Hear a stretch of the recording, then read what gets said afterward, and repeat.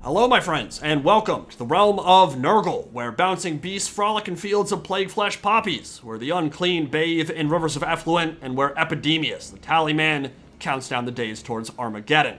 Big shout out and thank you to Creative Assembly for sponsoring this video as we dive deeper into the campaign for Warhammer 3's newest free character, talk about his unique mechanics, start position, and tips and tricks for getting off on the right foot. So it will not be a super in-depth step-by-step guide and min-max tutorial where every single move is perfectly thought out, but we're still going to get up into the chassis of some of these new features and lay down the groundwork and a basic set of principles in a way that helps you get a decent start and gives you an idea of what to look out for, because there are certain elements of his early game that are tricky, and if you're not prepared, you can find yourself in a bad situation real quick. Gonna split it into two parts, beginning with a general overview and how Epidemius interacts with these new mechanics, and then an actual playthrough where I walk you through decision making and some of the choices you'll have to make in the first 50 turns or so.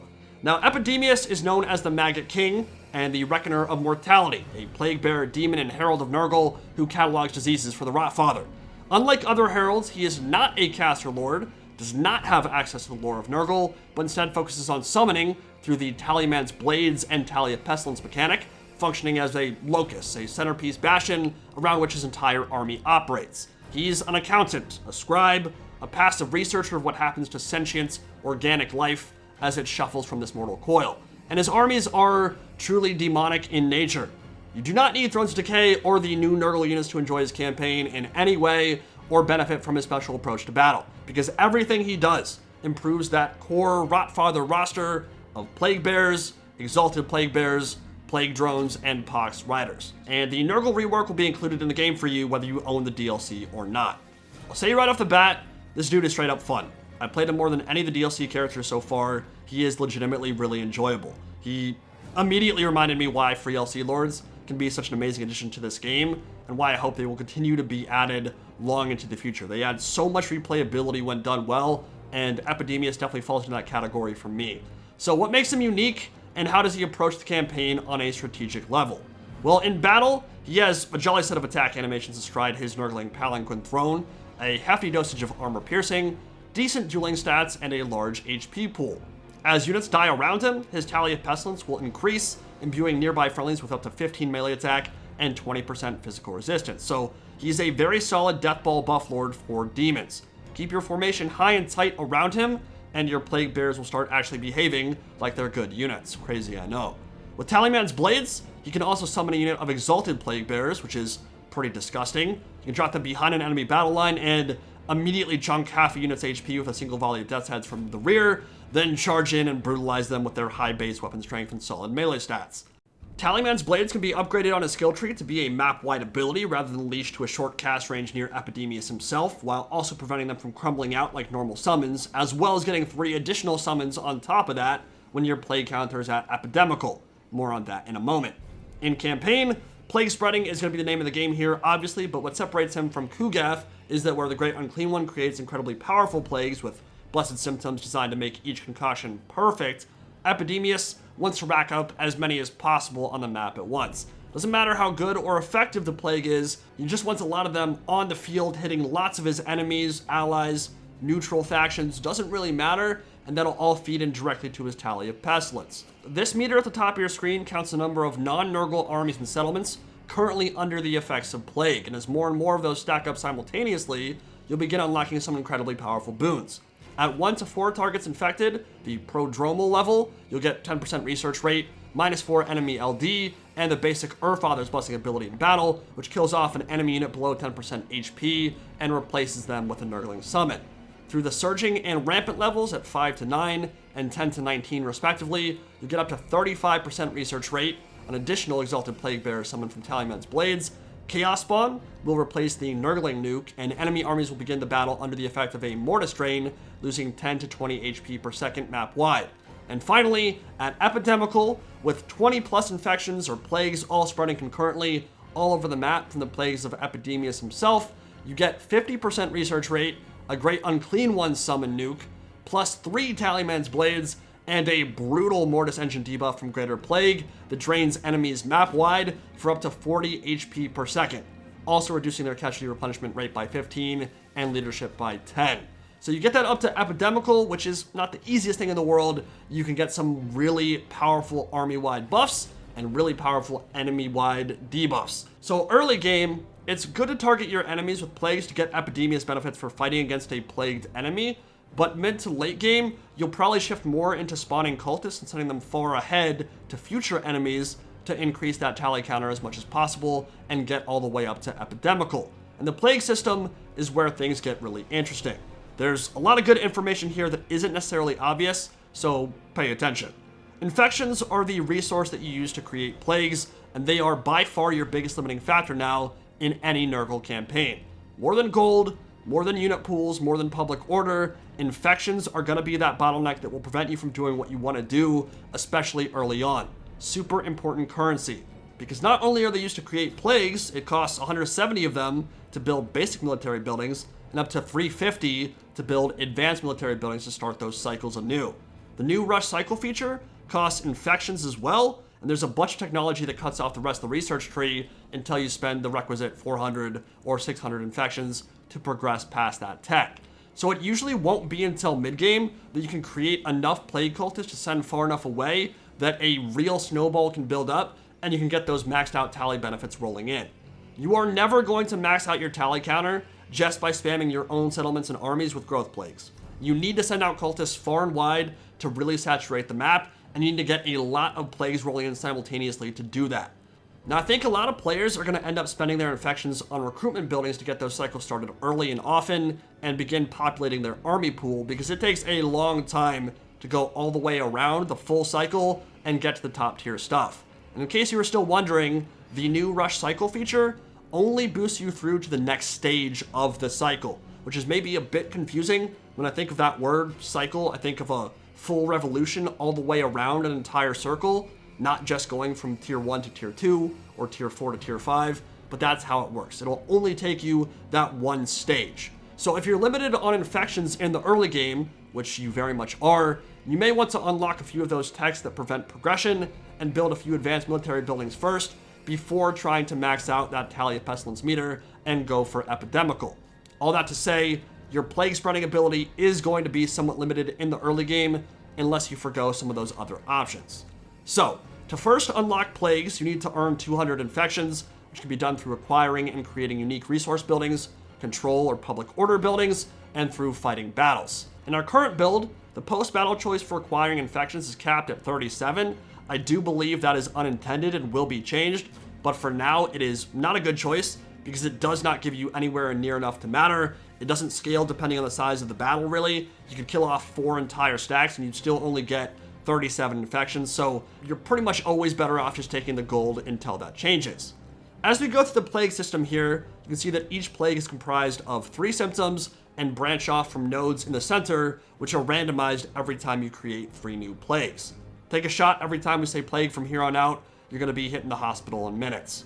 Plague symptoms do not have names, but the combination of symptoms together create a unique plague name. No matter what you create, there will be benefits to your faction and drawbacks for enemy factions listed on the left, and you can choose to infect your own armies and settlements or summon plague cultists to send abroad to infect enemy armies and settlements. Plague cultists have reduced movement range compared to other agents and armies. They really do not move very fast, so you need a bit more foresight and planning when utilizing them, sending cultists far in advance to give them time to hit the targets you want to hit ahead of your main armies, and to hit those spots that are unlikely to see plague spread to them organically. If you want to hit epidemical on the tally, cultists are pretty much the only way you can get that done, because you can send them deep into enemy and even neutral territory to cause all kinds of havoc and to hit spots that have lots of adjacent territories and armies floating around without overextending your own forces, and then have a lot more maximized chance to spread. Just remember, because of that reduced movement range, it will take a long time for them to get there. When the plague panel is open, the percentage chance displayed on screen is a chance of that plague spreading. So if you have 2 settlements you want to plague, you are better off directly hitting the one with the lower percentage displayed, as it then has a higher chance to spread to that second target. One way to help that element is to increase Nurgle corruption in that region. The higher corruption is in a territory, the higher the plague spread chance will be. And all you have to do is mouse over the corruption value to see that additional chance for disease to spread. One thing to keep in mind, though, is that while spreading corruption in advance of your main armies is generally advisable with any of the Chaos factions, whether that be Khorne, Tzeentch, Slaanesh, or Nurgle, there's only so much groundwork you can lay in the name of the Rotfather beforehand. The game has lots of ways to limit you, and it will do so often. Plagues reduce their spread chance by half each time they infect a new target to prevent infinite plagues sweeping across the planet, but that value will never go below 5%. That is the minimum spread chance, so no matter how many times a plague is transferred, it can always go further. It will just have a progressively lower chance each time, down to that lowest chance of 5%. Once an army or settlement is plagued, and the full duration has run through their bowels, they will be immune for a set duration, usually 4 or 5 turns, which is to prevent that annoying constant refreshing of plagues as it bounced between stuff in previous updates. That's more to save non-Nurgle players from frustration than it is to benefit the AI. Plagues can now spread over water to adjacent provinces, could not do that before this update, and that matters a lot for Epidemius because this entire starting region is coastline. So if you get a plague going in the Forest of Decay, your starting territory, it can spread across the Sea of Claws to Malachi and other Norscan tribes across the water. And plague spreading on a settlement works by trying to hit every valid target in that vicinity at once. So, a 50% chance to spread in a region that has 1 force in it and 4 adjacent regions is a 50% chance to spread to each of those viable targets. Meaning, a 50% chance with 5 valid targets is really a 97% chance to spread to at least one of them. Then, of course, when it does successfully spread, the odds will reduce each subsequent time down to that minimum of 5%. In practical terms, that means you want to target areas rich with feckin' life, obviously. The more stuff in the vicinity, the better, but to try and hit whichever force or settlement has the lowest chance to spread to, because then everything else will be that much more likely to come down with the malady once the main target is infected. To maximize your plagues, target the low percentage stuff, the rest should take care of itself. Blessed symptoms are double the effectiveness of regular versions, but some blessed symptoms have additional bonuses. For example, the movement range symptoms blessed version removes the ability for non-Nurgle forces to use forced march, which can be really useful when trying to catch cowardly AI armies near your own territory, and each symptom has a 3-turn cooldown, so you need to utilize some planning of the symptom connections to maximize the speed of producing plagues. You don't want to block yourself out with only 2 symptoms off cooldown when you need 3 to make a full plague. The cooldown of plagues is now based off symptoms and not the creation of a plague itself, whereas previously I think there was a maximum of 4 plagues a turn. And when it comes to the plague metagame, hitting enemies with plagues is fine, but really most of the benefits you'll notice are the ones that affect you. The growth, the casualty replenishment, the movement range, fleshy abundance bounce spells, there's some really good stuff on that tree. The main reason to hit enemy armies and territory with plague, especially with Epidemius, maybe less so with Kugath, is just to get that tally up, right? Doesn't matter what you hit them with, just hit them with something. Anything, get that meter up. When you get that maxed out and get to Epidemical, that is when you really get insanely strong. Now, when it comes to Epidemius and his unique skill line and abilities, I would say he has a fairly potent set. You may want to save up 6 skill points so you can rush the entire line as soon as it becomes available at level 11. Tally of Pestilence, we've already talked about, informs his entire battlefield playstyle as a buff lord, using a death ball of plague bears. Keeping that formation high and tight around him can make them very strong. And to further that idea, the Tallyman's Host decreases upkeep, increases ammo, death's heads, and increases weapon strength for all plague bear variants from drones to pox riders. Pox Seedling is really good. It gives you a massive boost to population surplus when conquering new territory. So if you were to quickly take over 3 settlements in a new province, that is 3 population surplus that you immediately start out with, which means much faster access to growth, infections, recruitment, garrison, and economic bonuses. Combined with movement range plagues, you can actually snowball and blitz the map really fast as a Nurgle faction, if that's how you prefer to play. I typically get burnt out if I'm playing 3 or 4 battles a turn, and I generally prefer to build tall and expand at a leisurely pace, but there's a lot of room for experimentation and different styles, so if you like being really aggro, Epidemius can definitely play that way. Runitant gives additional starting health on units and physical resistance via Nurgle's instant recruitment, which can now be done in enemy territory as well, and Plague Lord's Favorite reduces plague immunity duration and infection cost for plagues faction-wide. Finally, the Tallyman's Blades upgraded at the end of his skill line grants Epidemius 10% extra health. Fine, but not the biggest deal in the world, but unlimited range on the summon and prevents those exalted plague bears from crumbling out, which is really strong. It's a menace below summon with one of the tankiest infantry units in the series. It can be placed anywhere on the map to kill artillery, to charge in behind against an enemy infantry formation, what have you. When they come in and unleash that first volley of Death's Heads, they make a big impact instantly. Really cool summon. So, now that we've got the basics out of the way, let's get into his actual start position and campaign. How do you want to approach his early game? What are the things you should be looking out for? Again, not a min-max playthrough. You may disagree with some of my ideas, and there will almost certainly be more efficient ways to play it. That is fine, but here's what I have learned in my very hard playthroughs thus far, and how I have approached the beginning for a fairly smooth start that sets us up well for mid-game. Number 1, the start position for Epidemius in the Forest of Decay is actually very safe geographically. You have nothing to your north whatsoever. Maybe one day when we get the Realms of Chaos in Immortal Empires, that will change. For now, you have nothing to worry about to your north, which is one entire side of the map that you just don't have to care about at all. If you blitz the Tzeentch faction to your east, which you should, you start at war with them, you can get an early non-aggression pact and friendship with Daniel, and then you really only have to worry about Malice. Even on very hard, Malachi, who is directly to your south across the water, has not been particularly aggressive in any of my playthroughs. He hasn't even tried to cross the ocean and attack me, nor has he declared war. So keep an eye on him for sure, but the rest you can get diplomatic bonuses with early on via the tech tree, Norscan tribes, all that. You don't have to go to war with any of them if you don't want to, so you can really pick off those tribes and territories to your south at your own pace as you see fit, which means west is the only direction you need to focus your expansion efforts on in the early game. The tricky thing is Malice, and so what we're going to do in the early game is focus on destroying his starting army and dealing with him, because he is a problem.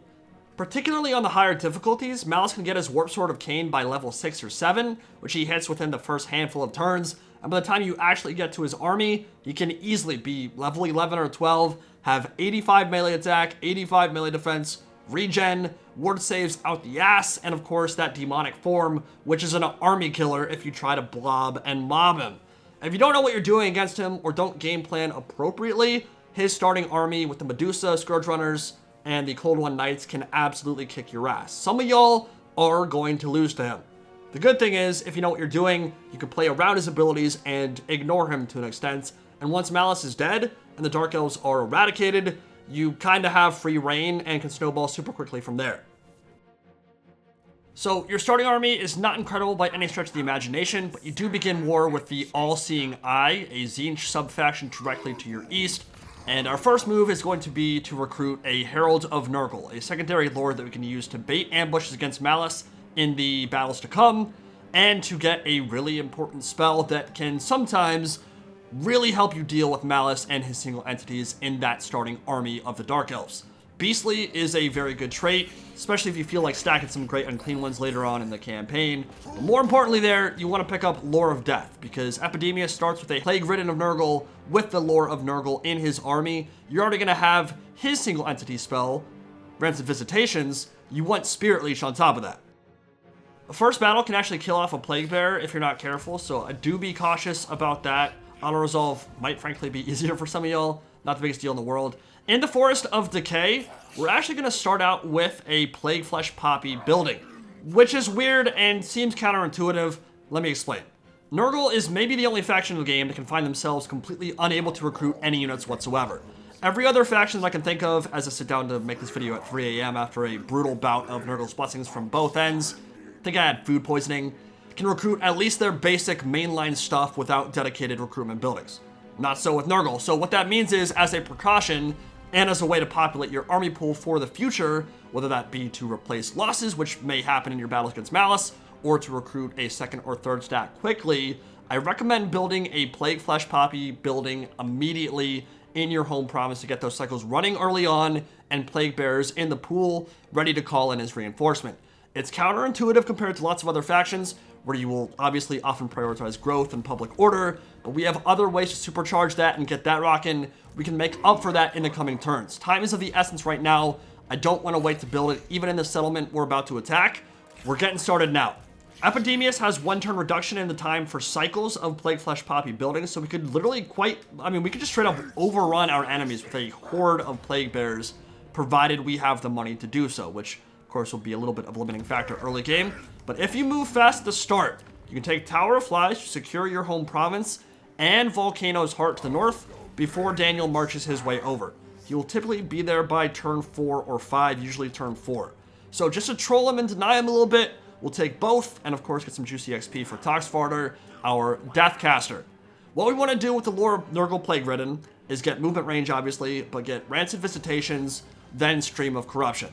I'd actually consider the single entity spell more important against Malice's starting army. Stream of Corruption is amazing against hordes of infantry. Obviously, it'll kill Bleak Swords, Dread Spears, and Dark Shards, but I think Rancid Visitation is more important because the Dusa and the Master are a problem.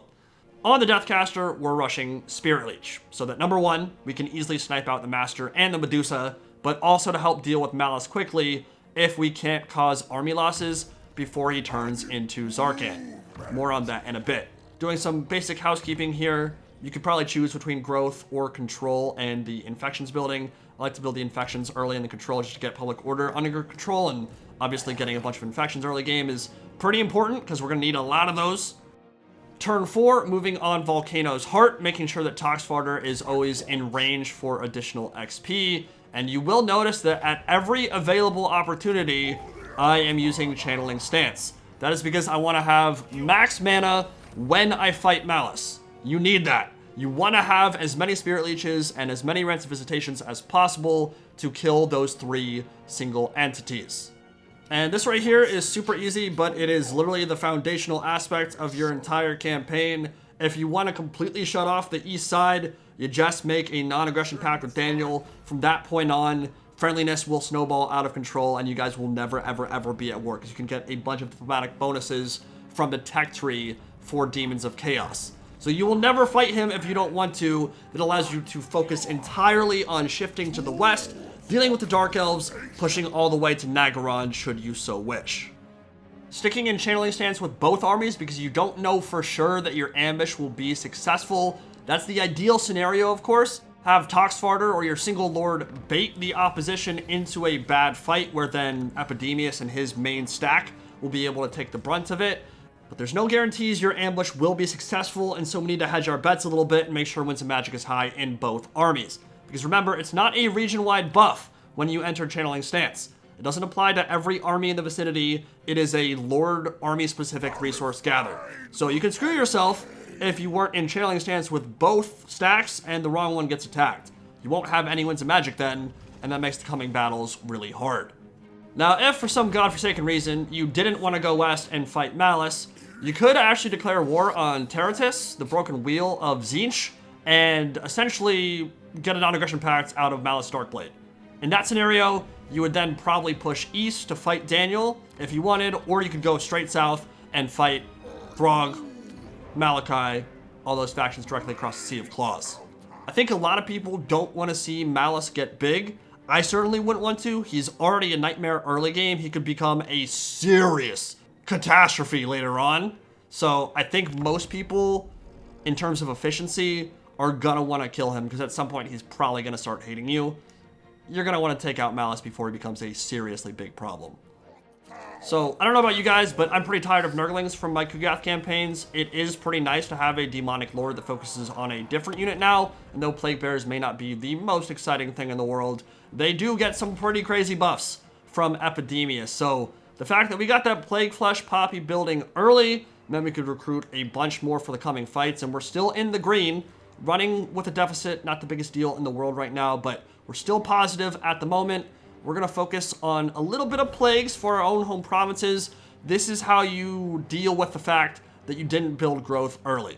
Still want to prioritize growth and the infections building as much as possible in the early game, but the plague system can definitely make up for any of those deficits and, of course, supercharge your growth if you already have some growth activated. So in this case, Nurgle Corruption, Growth, and Casualty Replenishment will be our first plague. We will activate that on the Bilious Cliffs to hopefully spread that to the Black Arcs and over to Malice and westward through those provinces, causing attrition to any Dark Elves there, but more importantly, if it spreads eastward towards the Forest of Decay, then we're getting additional plus 50, plus 100, plus 150 growth if it hits all the settlements in our province. That could be pretty smexual. I do recommend taking out these Black Arcs in the early game.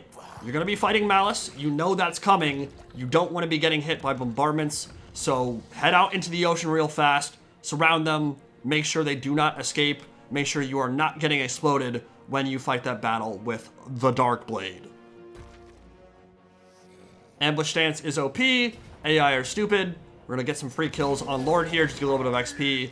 Not a big deal in terms of killing them off. I've never really noticed the AI to be particularly good at using magic, especially in the early game when they don't have any of those big vortex spells, any of the bombardments. They're really not going to do anything to you anyway, but hell, might as well get rid of them. Might as well level up and set up another ambush so that hopefully Malice comes in from Black Rock and suicides himself into our Plague Bearer stack.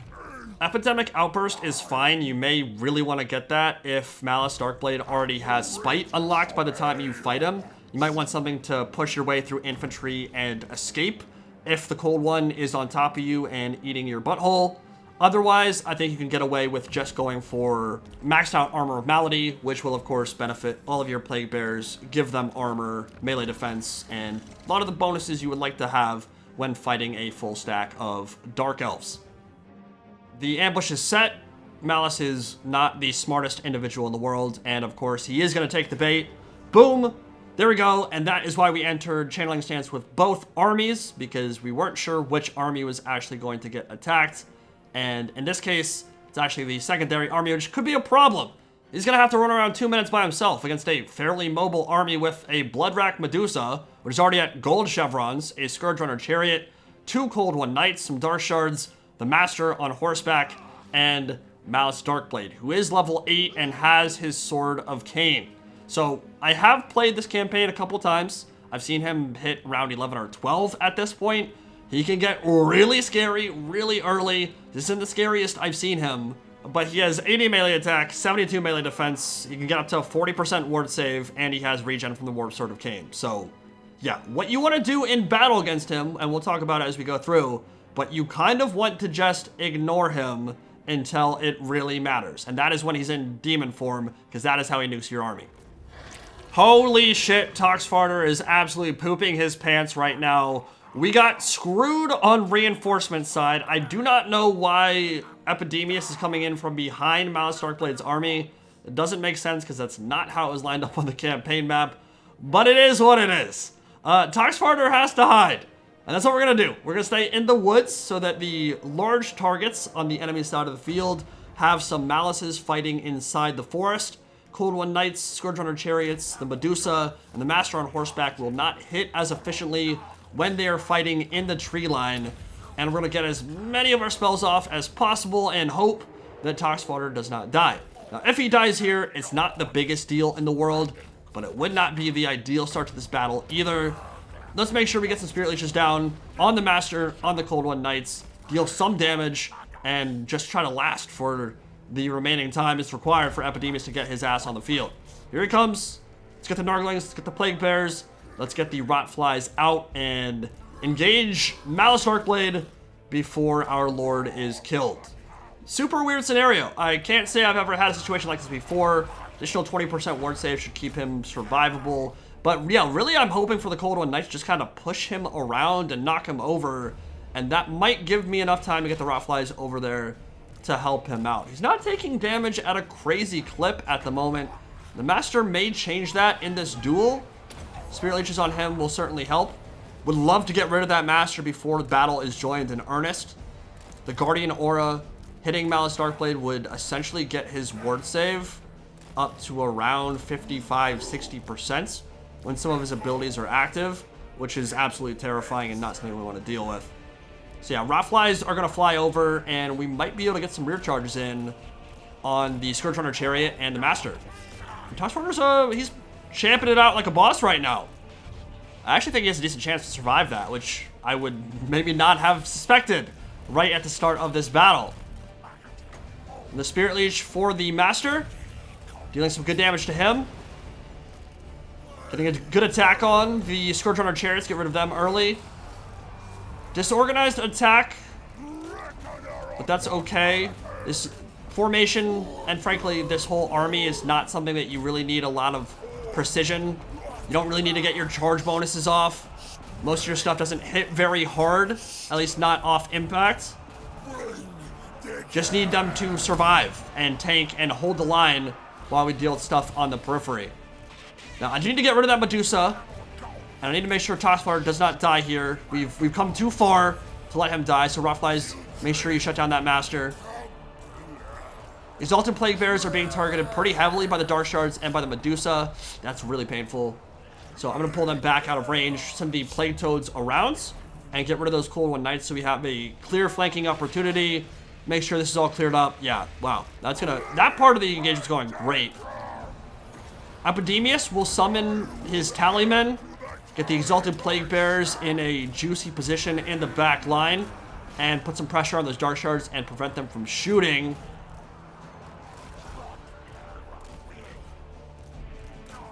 And yeah, the Master's about to die. One more Spirit Leech should do it. Good stuff. Okay. Oh, gorgeous. Gorgeous volley from the Tallyman of Pestilence. Coming in here, the Tallyman's Blades. 2 volleys from the Death's Heads, and the Medusa is down to 1/3 health. Those Death's Heads are real nasty. Ton of damage on single entities. And here come the Rothflies from behind. Taking a little bit more damage than I would like, but really nothing egregious at all so far. Except on the Exalted Plague Bearers, who are down to half HP, but they'll get healed up fairly easily. Plague Bearers around the flank. Make sure we get those Dark Shards moving so they don't fire. Those will do the most damage to us. Even more than the Cold One Knights, I think. And yeah, we have the backline inundated now. So, this is the big question. Can you make Army Losses activate before Malice activates Zarkan form? If he goes into demon form, you never, ever, ever want to fully surround Malice Darkblade. What he will do is activate his special abilities, and everything will be drained and exploded, and you will lose tons of troops, single entities, heroes, lords, characters, units, cavalry, whatever. Never surround Malice Darkblade, especially when he's in Zarkan form. Instead, if he activates demon form, throw him a single unit of chaff, something you do not care about losing, like a group of Nurglings, bog him down, and that is when you activate the Spirit Leech and Rats of Visitations and stack those on top of each other. That is going to be by far the fastest and most efficient way to clear him, to kill him, without having to worry about piling in, try to surround him, all that. He will not deal that much damage to your army if you throw him chaff, and then you just hit him with a bunch of single entity killing spells. That's why we invested all that early on. It's not necessarily something you're going to have to use.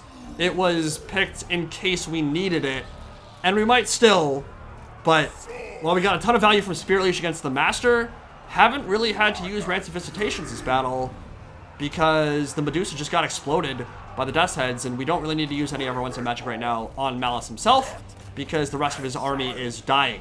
We'll see how things progress. That is another point I do need to make, though. You do not want to send a single Rants of Visitations or Spirit Leech towards Malice every, like, 3 or 5 minutes, right? Because he'll regen all of it with the Warp Sword of Cain. If you're going to commit to killing him, you have to fully commit, which means every time they're off cooldown, we're sending it towards a single entity. We're sending it towards Malice. Dusa isn't quite dead yet. Gonna hit her with another Spirit Leech. Send Epidemius back into the fray. Certainly winning on the right flank. Make sure we get a good surround off and rout these Black Ark Corsairs and the Dread Spears. Get a charge in from the rear. Make that Medusa stop shooting because it really hurts. But once we collapse in, this should be a mass rout. And I think so far we have only lost a single Nurgling unit, which is completely irrelevant because we want to replace all those with Plague Bearers anyway. And we can get some early chevrons with them, get them up to gold, and the veteran bonuses on the back end of the red skill tree, super good once you get the unique skill tree for Epidemius too. Like, the Plague Bearers, legit, just the regular ones, not even the exalted ones, become very strong units with all those things combined. Make sure we keep the pressure up on the Cold One Knights. Did keep the Exalted Plague Bearers out of the fight here because I did not want them to die. That's an important unit we want to hold on to for mid and late game, of course. But now we can move them up and maybe get a volley in on Malice Darkblade. He is on Spite, so he'll have a bigger hitbox. Yeah, and there's that single entity killing. So now if we wanted, we could fully commit with the Rancid Visitations. And with the Spirit Leech. Oh, that's so juicy. I think this is going to be army losses. He may not even activate Zarkan form this time. Yeah, his leadership is dropping. So this time, maybe much ado about nothing. But I still think having a focus on Spirit Leech and Rancid Visitations is the right call. Because if you need to get rid of the Dusa and the Master quickly, or Malice, and there are plenty of scenarios that can arise in this battle where he ends up being a bigger problem than he was, you want to have those options. Took a decent amount of damage, but we have our Unholy Manifestations if we need to use it. That'll be instant replenishment basically for the entire army at the cost of no movement for 2 turns. I'm not even sure we'll need to use it. We'll get a bunch of recruitment. We do have extra army replenishment from the Nurgle Plague Ridden. Things are looking good here. War against Malice may not be a very long one. So we did retreat, but we have a bunch more Plague Bearers and Plague Toads in the army now. That Plague Flesh Poppy building really is paying a lot of dividends at the moment. It is cycled many times over, and in fact, Toxfarter, the second host, should be able to start recruiting some of those relatively soon, although not necessarily in a rush on that and not making enough money quite yet to really be able to sustain another full stack at the moment. But Malice is dead, and now we'll move on to Blighted Grove. In Shattered Stone Bay, a Nurgle cult from Kugath Plaguefather has manifested. Go for the easy 5 infections per turn and get as many of those as possible. Typically just go for the one that gives you the automatic ones where there's no requirements whatsoever. Get more value that way. But yeah, a push towards Blighted Grove now. If we can take that stack out, I don't think the Dark Elves have anything left, and Haggrave should just be completely annihilated. So we'll continue our push there, and at this point, it might make sense to just hold on to your talents until you have 6. So you can get Tally of Pestilence, Tallyman's Host, Pox Stealing, Renatant, Plague Lord's Favorite, and Perpetual Pestilence, his entire unique tree. Not actually going to be able to get all of those. We have invested some skill points already that will prevent us from getting the entire line immediately, but that's fine. Not a big deal there. We'll see which ones we kind of focus on as we get to that point, but I think we will start seeding this area with some plagues. It's probably a pretty good idea. Nurgle Corruption, definitely going to be the main focus. It's only at 19 right now, and actually we don't have a ton of choices because we're in the early game and we haven't even cycled through our first set of Blessed Symptoms yet. Remember, every time you create 3 separate plagues, this entire web will shift and the outline will be different. That's how you kind of get unique ones going. But I think, yeah, Nurgle Corruption, Growth, and Casualty Replenishment Rate sounds pretty good to me. Could do Weapon Strength or something else. But yeah, I think the idea of Growth in our own provinces, if it spreads east, certainly Casualty Replenishment for our own armies here, and then Nurgle Corruption to the west is a pretty good combination. Now the question is, do we do a Cultist or infect one of our armies? And if we want to make sure that it applies to the Blighted Grove and maybe starts hitting them with some attrition, then we want it to be a Cultist so that we can send it directly to that settlement and make sure the army is infected itself. So let's spread the plague there. They're not going to like that one bit. Let's move in and stop these armies. Now, the important thing here is that you keep up the pressure, right? Because if you let them build a Dark Shard building, they can really mess you up if they get a bunch of those on the field. You do not really want to fight mass Dark Shards or mass Shades. But the war's over if we win this one. And Stream of Corruption is now available. Overcast, that could put so much pressure on their back line and on these blobs of Bleak Swords and Dread Spears, which are going to be the main focus here. Basically, try to get them to blob up on your front line as much as possible. We do have to be careful because Epidemius is going to get focus fired. We'll do a little bit of dodging. Nice Stream of Corruption there. Overcast. Bunch of armor piercing. It really does delete pretty much all these infantry without much issue. Frankly, we're already probably a little bit... Oh, watch out for those single entity snipers. We might be a bit too spread out here. You really want to try to funnel them into a single choke point where you can just blast them with Streams of Corruption and hit their whole army. It is what it is. Yeah, the AI is really going to want to target Epidemius because he's on that Palanquin throne, and we don't have the additional missile resist yet. I am going to summon a Tallyman's Blades. He is going to take some Dark Shard volleys here. Not the biggest deal in the world. As long as he doesn't die, I don't really care. He'll get most of his health back after we win this battle anyway.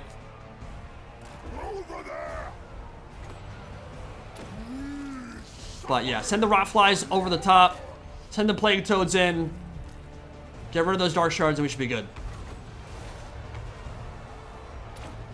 Big time Stream of Corruption coming in on the left flank. Helm of Discord in the center. Now we will try to run with Epidemius and get those Tallymen moving into the rear. Where the Rotflies at, yeah. Alright, a little bit late with the Rotflies. That is my fault. And we gotta get our boy scooting because those Dark Shards are really starting to rack up some damage on him. He is slow and he does have a large hitbox, so enemy range troops will try to kill him if you move in range with that summon. Take a little bit more damage there, but now the Rotflies are on top of him and now they can't do anything. And now it's just gonna be Stream of Corruption City. From this point forward, yeah, we'll actually send one Rotfly out to deal with the Shades there because they're maybe even a bigger threat than the Dark Shards themselves. But now we can just Stream of Corruption the rest of the Dread Spears, who are gonna blob up out the ass, and we can just explode them with diarrhea from our butts. That's how we do it in the South Boogie. Kind of your call, dealer's choice on how you want to use your Plague Toads. I personally like to use them more like monstrous infantry. Occasionally, I'll go for full-on flanks and rear charges like I would normal Hammer and Anvil cavalry. In this situation, against Dread Spears, it might honestly be better just to keep them inside the Plague Bears and fight with them kind of the old-fashioned way in a big old blob. Epidemius is too far forward, but it's fine. We'll hit him with Fecundity, and that will spread throughout the army on the left flank there and keep him nicely healed up. All the ranged troops have been shut down for the most part. We'll maybe have one Plague Toad to make sure that those Dark Shards do not return to the battlefield.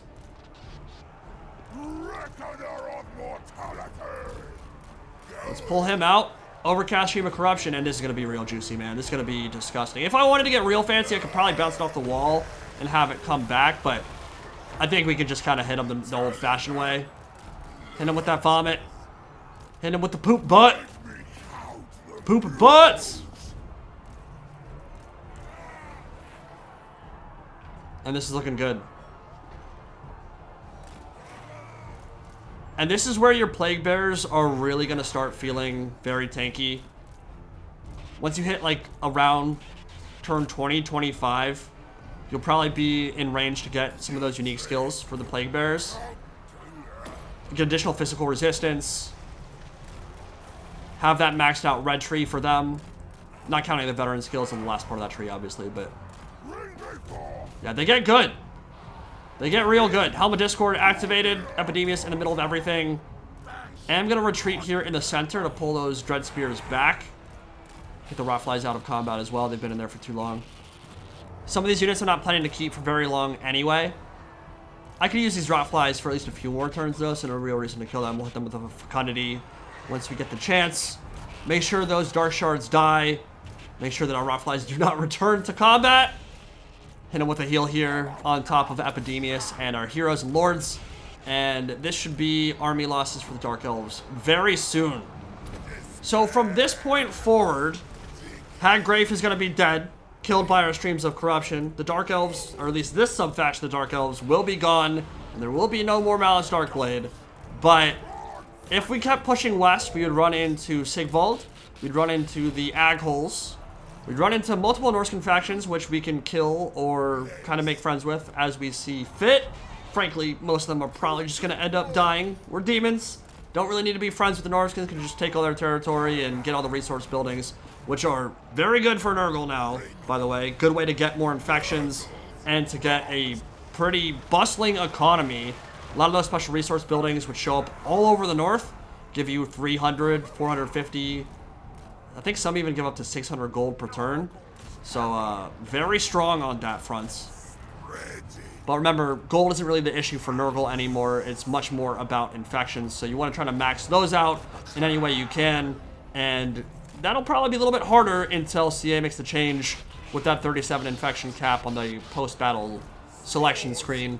A battle like this, once the change is made, I think will give you way more infections. Like, it would probably be more like 100, maybe 120. I don't know exactly what they're going to go for on that front, but it's very clear that 37 is not supposed to be the intended cap there. If you fight a massive battle against 4 stacks, you should get way more infections than you would get if you were fighting like a 3-man garrison. And right now there's barely any difference between the two. So once that is changed, you'll be able to get much more infections, and you'll be able to do more plagues, do more recruitment buildings early on, that sort of thing. At the moment, you are kind of handicapped on that front. One more stream should seal it. And yeah. In terms of pushing westwards, after all that stuff, the Norscan tribes, you then deal with Malekith, if you want to take him on. I have not gotten that far into a campaign yet. I have not fought the Witch King himself, but you're going to be snowballing out of control at that point. You should have enough infections to send a bunch of plague cultists out into the world and get that epidemical bonus rolling.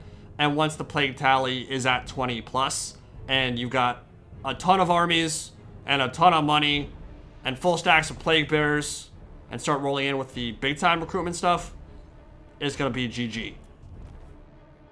So now, with the Dark Elves dead, we're going to move in and take Blighted Grove. Once that is done, this war is over. And that is how you deal with Malus Darkblade in relatively short order. Not the hardest thing in the world, but you do need to make some adjustments and understand what he's capable of, what his army is capable of. Because if you do not game plan for him, if you do not prepare for him, he can absolutely put you in the ground pretty early on. And fighting an 85 melee attack, 85 melee defense, 40% ward save, regen beast in melee that early is going to be incredibly intimidating for some of you who maybe don't understand what Malus is all about. So if you're playing on hard difficulty, prepare for him. Otherwise, hope you all enjoy the Epidemius campaign, and I'll see you all in the next one. Peace out!